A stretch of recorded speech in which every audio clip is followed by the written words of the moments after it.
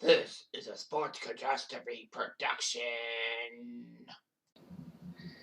Hey there, hello there, it's Jeff Cutter. I'm going to welcome you to another Sports Catastrophe on this day. We start a brand new month and kind of a brand new playlist for Sports Catastrophe from September to December.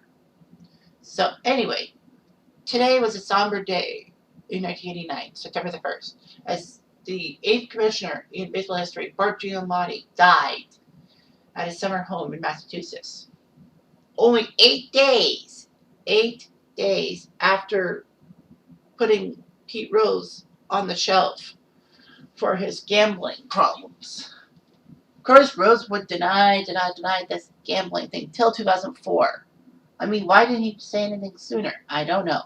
But anyway, Pete Rose, voluntarily ejected himself. Giamatti made a ruling that Rose can come back the next year and try to apply for reinstatement. Rose had bigger problems. He was jailed on tax evasion and spent 3 months in the clinic. So anyway, Pete Rose was basically a good player, but Giamatti had his own problems.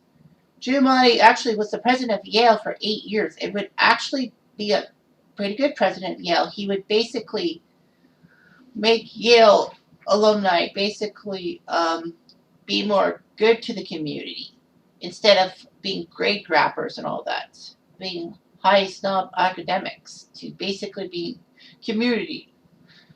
They get good grades and help their communities out. He would basically help New Haven and Yale get together, in a sense that the city of New Haven wouldn't hate on Yale so much. He made ties, he made union stuff. He was a lawyer. He was actually president of the National League before becoming the baseball commissioner in '89 after Peter Ueberroth left after 4 years. Ueberroth's tenure, of course, was controversial because of his working with the owners on collusion to make sure that salaries didn't really skyrocket and all that. But remember, this is 1988 when the collusion happened. The collusion was so bad that Andre the Hawk Dawson actually went to Chicago Cubs spring training and said that they can give him a blank check. And they gave him $500,000. That's still a lot of money to me, but not to a lot of athletes. But anyway, he actually ended up winning the NL MVP and getting a 3-year contract, I think, if memory serves me right.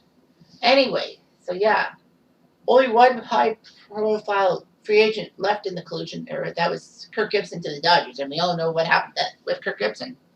Regardless, Bart Giamatti was the commissioner, but he also had to deal with the John Dowd report about Rose having illegal bets on baseball, like horse racing and all that. The worst part about the betting is that Pete Rose would bet on his own team. If he was betting on other teams and other games, fair enough, but he was betting on the Reds. I wonder how many times he bet on the Reds to lose. Anyway, the stress of the Pete Rose situation must have got to Giamatti, as he died 8 days after the Pete Rose thing. But then again, there are a couple of things that, of course, he was a heavy smoker, so I guess maybe that may have killed him.